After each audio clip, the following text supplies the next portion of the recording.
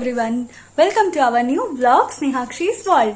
তো তোমাদের কাছে একটা নতুন ব্লগ ভিডিও নিয়ে চলে এসেছি, আশা করি তোমাদের খুব ভালো লাগবে। চলো দেখে নিই, লেটস স্টার্ট।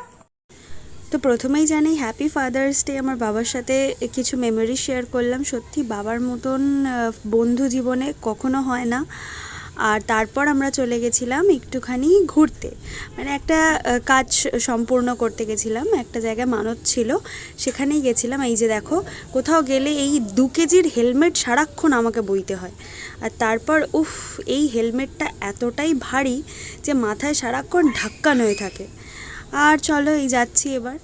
এই ব্রিজটা জাস্ট আমাদের গার্ডেন রিচ ফ্লাইওভার ব্রিজটা এতটাই ভালো, উঠলে না মনটা ফ্রেশ হয়ে যায়। আর কালকে হাওয়াটাও দিচ্ছিল খুব সুন্দর। আর আমি যেহেতু উপোস করেছি, তাই জন্য আমার তো পুরো উপোসই ছিল, দশহরা পুজো ছিল। আর এই যে আমার হেলমেট দেখো, খুব ভালো লাগছে, এত সুন্দর হাওয়া দিচ্ছে। আর সত্যি কথা বলতে এই ব্রিজটাতে এত সুবিধা হয়, আমরা অনেক কম সময়ের মধ্যে তাড়াতাড়ি জায়গায় পৌঁছে যাই যে যেখানে যাবে। আর এই দেখো চালাচ্ছে। আর আমি তো বলেই দিয়েছি, বাবা তুমি যখন ফ্রি থাকবে, ফ্রি মনে হবে তখনই তাকাবে, কারণ ওরকম যেতে যেতে চালানোটা তাকানোটাও ঠিক না। তাই একটুখানি আমার প্রতিদেব তাকিয়েছিল, হেসেছে। তারপর আমরা চলে গেলাম, এই দেখো কালীঘাটে চলে গেছিলাম, কারণ আমাদের একটু মানত ছিল, তো সেখানে পুজো দিতে গেছিলাম। এখানে আমাদের সন্দেশ কেনা হচ্ছে, এটা হচ্ছে মুখার্জি ভান্ডারে। খুব সুন্দর দোকানটা, খুব সুন্দর। কাকুটার ব্যবহার একদম মন্দিরের সামনে, তোমরা যদি যেতে চাও এই কাকুর দোকানে অবশ্যই যেও, খুব ভালো ব্যবহার। এই যাচ্ছি আমরা এখন পুজো দিতে। এই যে ডালা নিয়ে আমার প্রতিদেব এগোচ্ছে। তারপর এই হচ্ছে ঠাকুরের মন্দিরের সামনে, খুব সুন্দর করে মন্দির প্রাঙ্গণকে সাজিয়েছে।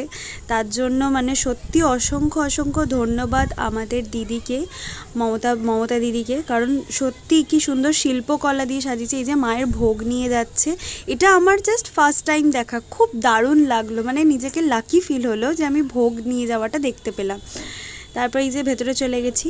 আর সত্যি যতবার বলবো ততবারই মানে অসংখ্য ধন্যবাদ দেব। এত সুন্দর করে কালীঘাটটাকে সাজিয়েছে, আমাদের মায়ের মন্দিরকে সাজিয়েছে, খুব সুন্দর লাগছে। আর এখানে একটা পুরনো বাড়ি দেখতে পেলাম, খুব সুন্দর বাড়ি এটা। আর এই হচ্ছে আমাদের শিব ঠাকুরের মন্দির। তারপর এই আমরা লাইন দিয়েছি, দেখো লাইন দিতে দিতে আমরা চলে এসেছি। আর আজকে যেহেতু দশহরা মনসা পুজো হচ্ছিল, আর এখানে পুজো দিয়ে আমরা বেরিয়ে চলে এসেছি।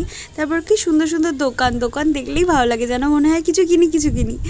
তারপর এই যাচ্ছি আমরা, তারপর চলে গেলাম বাড়ির দিকে, রওনা দিলাম।